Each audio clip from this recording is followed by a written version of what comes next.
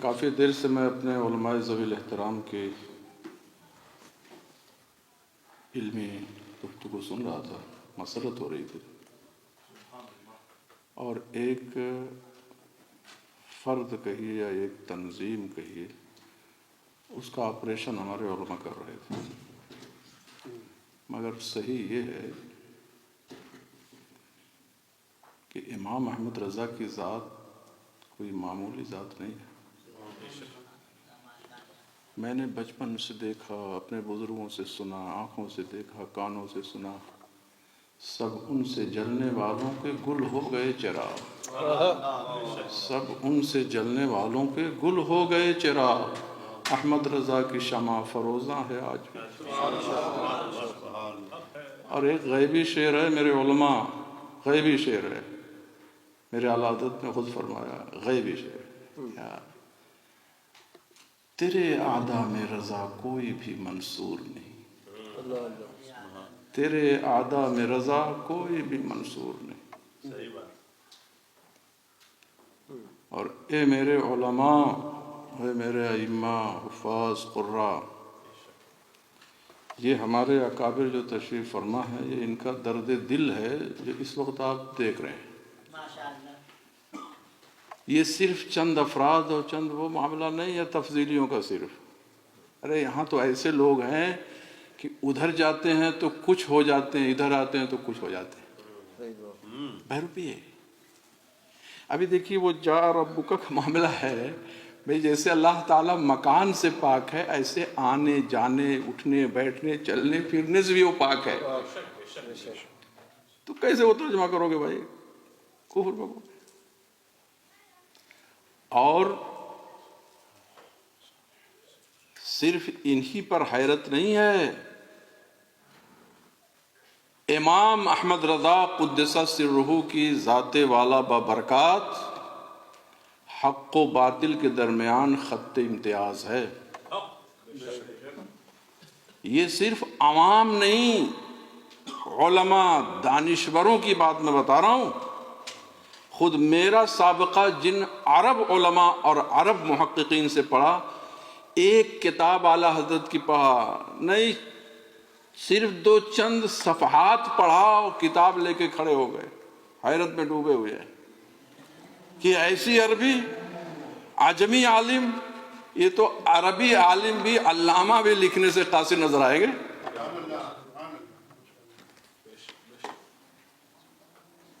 اور یہ ہم عقیدت میں نہیں بول رہے ہیں، میں بحمدہ تبارک و تعالی صرف ایک واسطے سے مجدد اعظم امام احمد رضا قدس سرہ سے پاکیزہ نسبت رکھتا ہوں، بیعت کے اعتبار سے بھی اور اجازت و خلافت کے اعتبار سے۔ سیدی و مرشدی آقائی و مولائی قطب عالم سرکار مفتی اعظم ہند امام مصطفیٰ رضا خان علیہ رحمۃ الرضوان میرے پیر و مرشد، اور اعلیٰ حضرت نے جنہیں اپنا روحانی فرزند فرمایا، اور قصیدے میں مفتی اعظم کو اور ان کو ایک ساتھ جمع کیا اور فرمایا آل رحمہ برہان الحق شرق پہ برق گراتے ہیں۔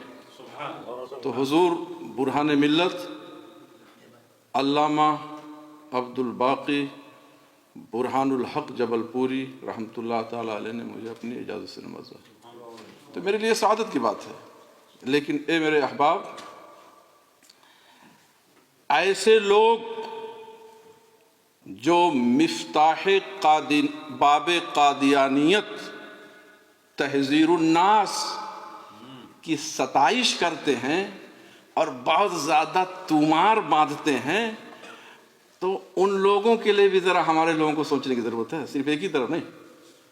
اور ایسے لوگ جو اپنے سینٹر کو تثلیث کے پرستاروں کے لیے اور شرک اور کفر کے متبعین کے لیے کہتے ہیں 24 گھنٹہ کھلے ہوئے ہیں، تو ایسے لوگوں سے بھی ذرا ربط ضبط رکھنے میں احتیاط کی ضرورت ہے۔ یہ نہیں کہ صاحب تھوڑا سا معاملہ ادھر ہو گیا تو نہیں۔ مجدد اعظم نے تو ایک ایسا فارمولہ دیا جو پوری دنیا اسلام میں وہ لاگو تھا اور ہے اور صبح قیامت تک رہے گا۔ شرط یہ ہے کہ امام احمد رضا کا فارمولہ لوگوں تک پہنچے.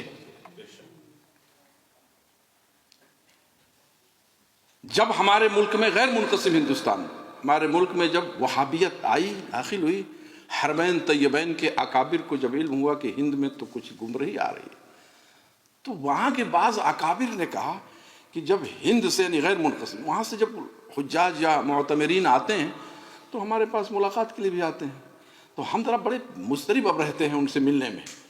تو ہم نے کیا کیا، ایک کسوٹی بنا رکھا ہے، آتے ہیں تو امام احمد رضا کا تھوڑا ذکر کرتے ہیں، تو دیکھتے ہیں اس کو کہ کیا اس کے چہرے پر آثار ہیں. اگر خوشی کے آثار ہیں تو سمجھ جاتے ہیں منا یہ اپنا والا ہے، اور ذرا سا کچھ حشاش بشاش نہیں ہے، کچھ عجب سا ہے، تو سمجھ جاتے ہیں کہ ہے کچھ گڑبڑ. بعض اکابر نے تو فرمایا کہ حدیث مصطفیٰ علیہ التحیۃ والثناء لا یبغضہ الا منافق ولا یحبہ الا مؤمن، اس میں ہو ضمیر کا مرجع اس دور میں امام احمد رضا کی ذات ہے. وہ امام احمد رضا قدس سرہ کہ ہم آپ نہیں، وقت کا جلیل القدر محدث وسیع احمد صورتی، جن کی علم حدیث میں کئی کتب ہیں، وقی کتب، جن کا پورا مدرسہ تھا مدرسۃ الحدیث، اعلیٰ حضرت سے تقریباً 20 سال عمر میں بڑے تھے، مگر جب مدرسۃ الحدیث کے لیے زمین لیا اور سنگ بنیاد کا معاملہ جب آیا تو امام احمد رضا کو مدعو کر کے ان کے دستے کرم سے بنیاد رکھوائی. وہ محدث وسیع احمد صورتی رحمۃ اللہ علیہ اپنے تلامذہ میں علماء کے مابین جتنا ذکر امام احمد رضا کا کرتے تھے، امام احمد رضا ان سے عمر میں چھوٹے، وہ بھی باحیات ہے، اتنا اور کسی، یہاں تک کہ اپنے پیر خانے کا بھی ذکر اتنا نہیں کرتے، اپنے استاذ جلیل کا بھی ذکر اتنا نہیں کرتے.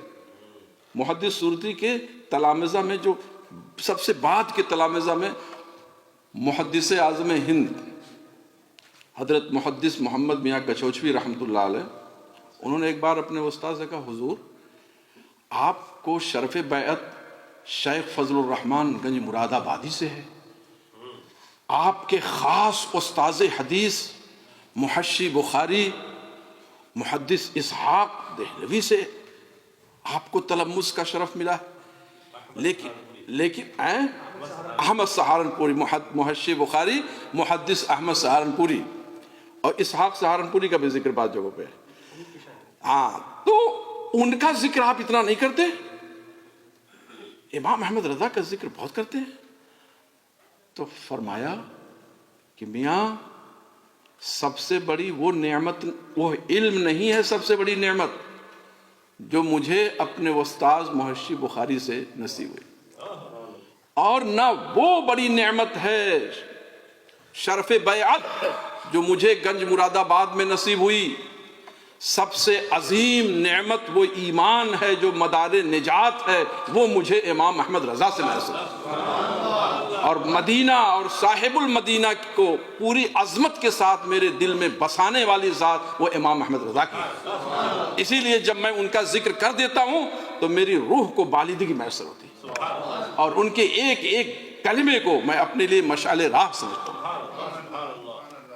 وہ امام احمد رضا قدس سرہ کہ جنہوں نے صرف ایک پہلو پر نہیں، ہر پہلو پر جو بھی فتنہ بد مذہبیت کا اٹھا اس پہ اپنے قلم کے ذریعے، اپنی زبان کے ذریعے، اپنے تلامذہ کے ذریعے اس کا سد باب بھرپور فرمایا. اب آپ بتائیے کہ دیوبندیوں کو خاص طور سے ان کے جو عناصر اربع و خمسہ ہیں ان کی تکفیر کا جو معاملہ آیا، وہ کیوں؟ اس لیے کہ ضروریات دین کا انکار کیا. اللہ عز و جل اور مصطفیٰ کریم صلی اللہ علیہ وسلم کی شان میں گستاخی، صریح گستاخی. اب آپ بتاؤ، یہ تو ایک ایسا ضابطہ ہے، کسی باشد کوئی ہو تو پوری کتب کی ایک لمبی فہرست ہے ان اصول و ضوابط پر کہ وہ تو ایمان سے وہ ہاتھ دھو بیٹھا ہے. بلکہ ائمہ نے تصریح فرمائی، من شک فی کفرہ و عذابہ فقد کفر. اب آپ اس میں کرو تو اپنا یہ تب فلانا ایسا ہے تب نہیں تو وہ اگر ہے تو مگر ہے، تو یہ اگر مگر ہی میں معاملہ گڑبڑ ہے۔ میرے کہنے کا مقصد یہ ہے کہ امام احمد رضا قدس سرہ نے بہت احتیاط کا دامن تھاما رکھا تکفیر کے معاملے میں، ایسا نہیں ہے کہ نہیں، بہت۔ یہ قاسم نانوتوی کی تکفیر امام احمد رضا سے تقریباً 25 سال پہلے ہی ہو چکی تھی، اور بھی سرغنہ کی تکفیر امام احمد رضا سے پہلے بھی کی گئی۔ امام احمد رضا نے بہت احتیاط کا دامن ہاتھ میں پکڑ رکھا، یہاں تک کہ